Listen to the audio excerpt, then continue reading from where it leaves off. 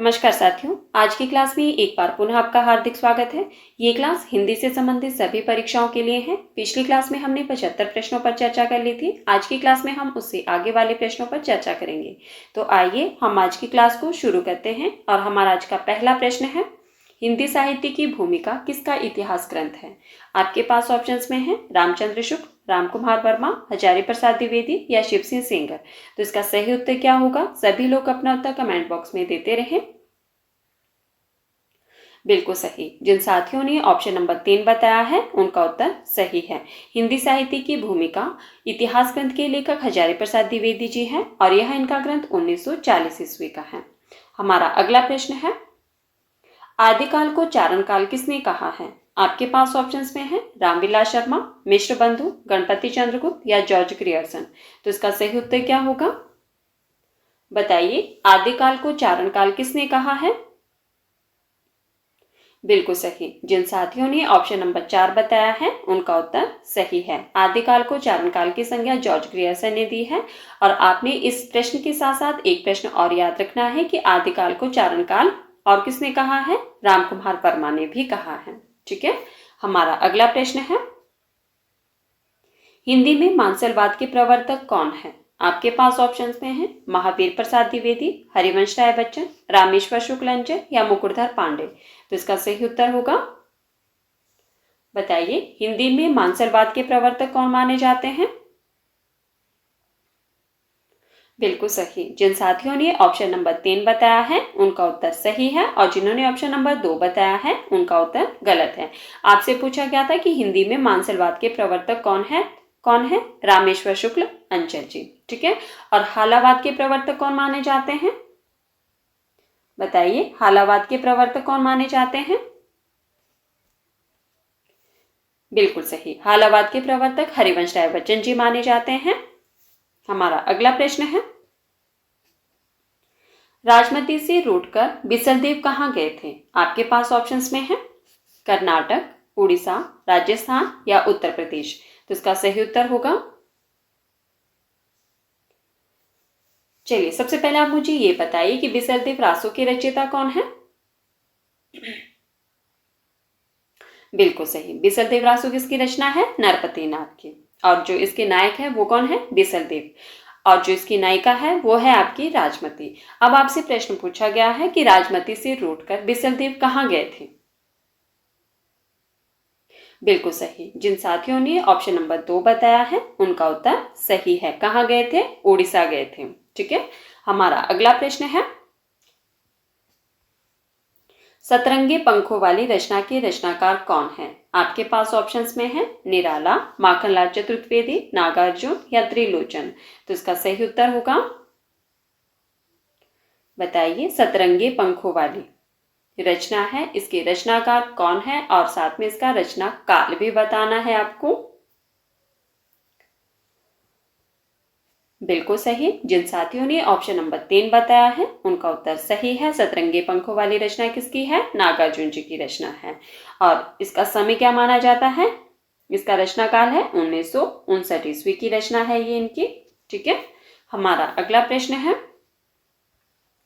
हिंदी का प्रथम सूफी कवि कौन है? आपके पास ऑप्शंस में है जायसी, मुल्ला दाऊद, आलम या नारायण दास।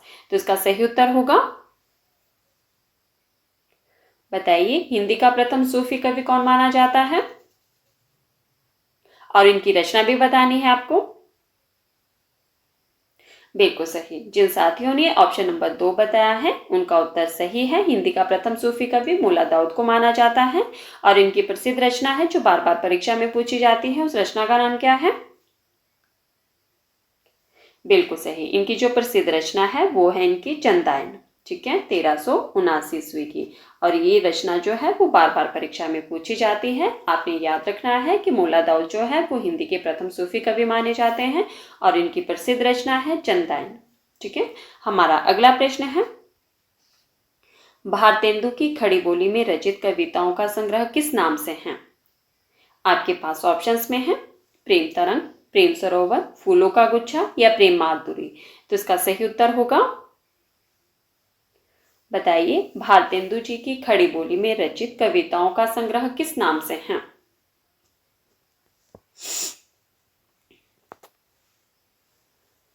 बिल्कुल सही। जिन साथियों ने ऑप्शन नंबर 3 बताया है उनका उत्तर सही है। किस नाम से है? फूलों का गुच्छा नाम से। ठीक है, हमारा अगला प्रश्न है, और ये चारों रचनाएं किसकी है? भारतेंदु हरिश्चंद्र जी की। बिल्कुल सही। हमारा अगला प्रश्न है, रामनरेश त्रिपाठी कृत खंड काव्य की संख्या है।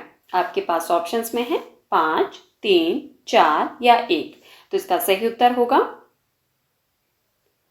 बताइए। रामनरेश त्रिपाठी जी के जो खंड काव्य है उसकी संख्या बतानी है और साथ में उनके नाम भी बताने हैं, क्योंकि पिछली क्लास में ही मैंने आपको बताए थे। बताइए इसका सही उत्तर क्या होगा? बिल्कुल सही। जिन साथियों ने ऑप्शन नंबर 2 बताया है उनका उत्तर सही है। रामनरेश त्रिपाठी जी द्वारा जो खंड काव्य है उनकी संख्या है 3। कौन कौन से हैं, नाम भी बता दीजिए। बिल्कुल सही, पथिक, स्वप्न और तीसरा है मिलन। ठीक है, ये तीनों जो है वो रामनरेश त्रिपाठी जी के खंड काव्य हैं। हमारा अगला प्रश्न है, मेरे राम का मुकुट भीग रहा है निबंध किसका है? आपके पास ऑप्शंस में है विद्यानिवास मिश्र, निर्मल वर्मा, माखनलाल चतुर्वेदी या शरद जोशी। तो इसका सही उत्तर होगा, साथियों अगर आपको क्लास पसंद आए तो प्लीज़ वीडियो को लाइक कर देना और वीडियो को ज़्यादा से ज़्यादा शेयर भी कर देना। और जो साथी पहली बार चैनल पर आए हैं वो चैनल को सब्सक्राइब करना, बेल आइकन को प्रेस करना, ताकि आने वाली हर वीडियो की नोटिफिकेशन सबसे पहले आप तक पहुँचे। तो चलिए बताइए, हमारा प्रश्न है कि मेरे राम का मुकुट भीग रहा है निबंध किसका है? बिल्कुल सही। जिन साथियों ने ऑप्शन नंबर 1 बताया है उनका उत्तर सही है। मेरे राम का मुकुट भीग रहा है विद्यानिवास मिश्र जी का निबंध है, 1974 ईस्वी का। ठीक है, हमारा अगला प्रश्न है, कामायनी के सर्गों का सही अनुक्रम है। आपके पास ऑप्शंस में है, आप लोग ध्यान से देखिए और उसके बाद ही अपना उत्तर दीजिए। आपके पास जो सर्गों के नाम दिए गए हैं वो है काम, वासना, चिंता, आशा, चिंता, वासना, आशा, काम, वासना, चिंता, आशा, काम। तो बताइए सही उत्तर क्या होगा?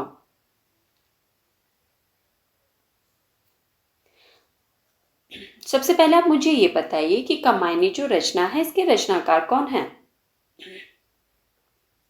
बिल्कुल सही, जयशंकर प्रसाद जी की रचना है ये। कितने सर्ग है इसमें कुल? बिल्कुल सही, 15 सर्ग हैं। अब आपसे प्रश्न पूछा गया है कि 15 सर्ग में से जो ये सर्ग दिए गए हैं उनका सही अनुक्रम क्या है?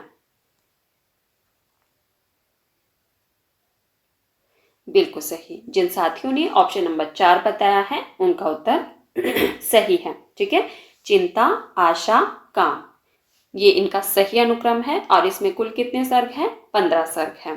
कई बार परीक्षा में प्रश्न ये भी पूछा जाता है कि कामायनी का जो पहला सर्ग है उसका नाम बताइए। बताइए पहला सर्ग कौन सा है? बिल्कुल सही, पहला सर्ग कौन सा है? चिंता। और कई बार परीक्षा में ये प्रश्न भी पूछा जाता है कि कामायनी का अंतिम सर्ग कौन सा है। सही अनुक्रम में तो प्रश्न पूछे ही जाते हैं, लेकिन ये भी पूछा जाता है कि पहला सर्ग और अंतिम सर्ग कौन सा है। बिल्कुल सही। अगर हम अंतिम सर्ग की बात करें तो अंतिम सर्ग कौन सा है? आनंद। और प्रथम सर्ग कौन सा है? चिंता। और कुल कितने सर्ग है इसमें? 15 सर्ग। किसकी रचना है? जयशंकर प्रसाद जी की रचना है, 1935 ईस्वी की। ठीक है, कहीं कहीं आपको 36 भी देखने को मिलेगा। हमारा अगला प्रश्न है, महादेवी वर्मा की रचना नहीं है। आपको बताना है कि इनमें से महादेवी वर्मा जी की रचना कौन सी नहीं है। आपके पास ऑप्शंस में है निहार, चंद्रकिरण, दीपशिखा, नीरजा। तो इसका सही उत्तर होगा, बताइए इनमें से महादेवी वर्मा जी की रचना कौन सी नहीं है, और साथ में फिर आपने ये बताना है कि यह रचना किसकी है।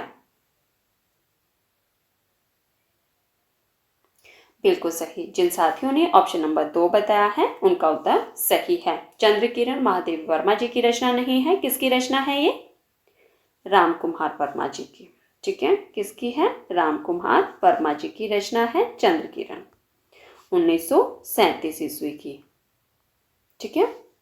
और जो इनकी रचना निहार है महादेवी वर्मा जी की, यह इनकी रचना 1930 ईस्वी की है। कई बार प्रकाशन वर्ष की दृष्टि से भी इनसे प्रश्न पूछे जाते हैं, तो आपने याद रखना है। निहार महादेवी वर्मा जी की रचना है 1930 की। दीपशिखा इनकी रचना है 1942 की। किसकी? महादेवी वर्मा की। ठीक है। और निर्जा 1934 ईस्वी की रचना है। और हमारा प्रश्न था कि महादेवी वर्मा जी की रचना इनमें से कौन सी नहीं है, तो कौन सी नहीं है? चंद्र किरण। किसकी रचना है? राम कुमार वर्मा जी की है, 1937 ईस्वी की। चलिए आगे बढ़ते हैं और देखते हैं हमारा अगला प्रश्न क्या है। हमारा प्रश्न है, नीम के पत्ते किसकी रचना है? आपके पास ऑप्शंस में है सूर्यकांत त्रिपाठी निराला, जयशंकर प्रसाद, रामधारी सिंह दिनकर या सियाराम शरण गुप्त। तो इसका सही उत्तर क्या होगा? साथियों, जिन्होंने अभी तक वीडियो को लाइक नहीं किया है, प्लीज़ वीडियो को लाइक कर दीजिए। और जिन्होंने अभी तक वीडियो को शेयर नहीं किया है, अगर हो सके तो वीडियो को ज़्यादा से ज़्यादा शेयर भी कर दीजिए और वीडियो को हाइप भी अवश्य करना। बताइए इसका सही उत्तर क्या होगा? नीम के पत्ते किसकी रचना है? बिल्कुल सही। जिन साथियों ने ऑप्शन नंबर 3 बताया है उनका उत्तर सही है। रामधारी सिंह दिनकर जी की रचना है ये 1954 ईस्वी की, नीम के पत्ते। ठीक है। हमारा अगला प्रश्न है, शमशेर मोट्स की कवि है, किसी विजन के नहीं। यह कथन किसका है? आपके पास ऑप्शंस में है शमशेर बहादुर सिंह, विजय देवनारायण शाही, राम कुमार वर्मा या मलयज। तो इसका सही उत्तर होगा, आपके पास कथन दिया गया है कि शमशेर मोट्स के कवि है, किसी विजन के नहीं। यह कथन किसका है? बताइए यह कथन किसका है? बिल्कुल सही। जिन साथियों ने ऑप्शन नंबर 4 बताया है उनका उत्तर सही है। यह कथन जो है वो मलयज का है। उन्होंने कहा है कि शमशेर जो है वो मोट्स के कवि है, किसी विजन के नहीं। हमारा अगला प्रश्न है, कमलेश्वर का कौन सा उपन्यास भारत विभाजन पर लिखा गया है? प्रश्न को ध्यान से सुनिए, उसके बाद ही अपना उत्तर दीजिए। आपके पास ऑप्शंस हैं तीसरा आदमी, सुबह, दोपहर, शाम, कितने पाकिस्तान या काली आंधी। तो इसका सही उत्तर क्या होगा? प्रश्न में पूछा गया है कि कमलेश्वर जी का वह कौन सा उपन्यास है जो भारत विभाजन पर लिखा गया है। बताइए इसका सही उत्तर क्या होगा? बिल्कुल सही। जिन साथियों ने ऑप्शन नंबर 3 बताया है उनका उत्तर सही है। कितने पाकिस्तान जो है यह उपन्यास भारत विभाजन पर लिखा गया है। कब? 2000 में। बिल्कुल सही। ठीक है। और जो तीसरा आदमी है इसका रचनाकाल क्या माना जाता है? बिल्कुल सही। तीसरा आदमी 1976 ईस्वी का है। सुबह, दोपहर, शाम 1982 ईस्वी का है। काली आंधी 1974 ईस्वी का है। साथियों, अगर किस प्रश्न पर डाउट हो तो प्लीज मुझे कमेंट करके अवश्य बताना कि यह प्रश्न जो है वो गलत है, या किसी भी तरह का डाउट हो तो मुझे कमेंट करके अवश्य बताना। ठीक है। हमारा अगला प्रश्न है, इनमें से नरेश मेहता का उपन्यास है। आपके पास ऑप्शंस में है एक चिथड़ा सुख, अंधेरे बंद कमरे, कोयला और आकृतियां या यह पथबंधु था। तो इसका सही उत्तर क्या होगा? क्या प्रश्न पूछा गया कि इनमें से नरेश मेहता जी का उपन्यास कौन सा है? बताइए इसका सही उत्तर क्या होगा?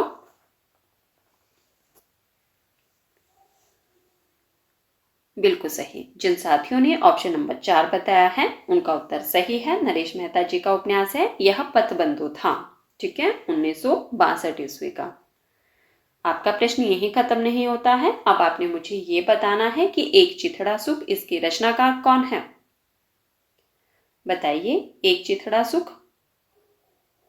बिल्कुल सही, निर्मल वर्मा जी। ठीक है। एक चिथड़ा सुख किसकी रचना है? निर्मल वर्मा जी की है।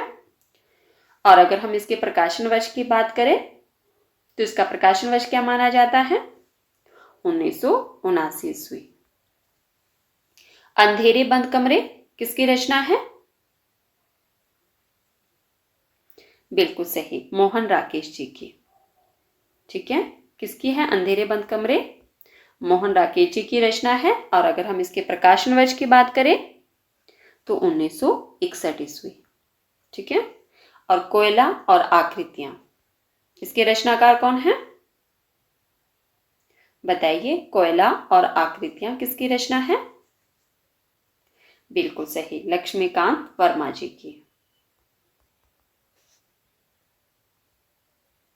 ठीक है, लक्ष्मीकांत वर्मा जी की रचना है ये 1970 ईस्वी की। ठीक है, एक बात मैं रिपीट कर देती हूँ। एक चिथड़ा सुख निर्मल वर्मा जी की रचना है 1979 ईस्वी की। अंधेरे बंद कमरे मोहन राकेश जी की रचना है 1961 ईस्वी की। कोयला और आकृतियां लक्ष्मीकांत वर्मा जी की रचना है 1970 ईस्वी की। यह पथबंधो था नरेश मेहता जी की रचना है 1962 ईस्वी की। ठीक है, तो साथियों ये थे हमारे आज के कुछ महत्वपूर्ण प्रश्न जिन पर हमने चर्चा की। अगर आपको क्लास पसंद आए तो प्लीज़ वीडियो को लाइक कर देना और वीडियो को ज़्यादा से ज़्यादा शेयर भी कर देना और वीडियो को हाइप भी जरूर करना। ठीक है, और मुझे कमेंट करके जरूर बताना कि आज की क्लास में आपके कितने प्रश्न सही हुए। और जो साथी पहली बार चैनल पर आए हैं वो चैनल को सब्सक्राइब करना, बेल आइकन को प्रेस करना ताकि आने वाली हर वीडियो की नोटिफिकेशन सबसे पहले आप तक पहुंचे।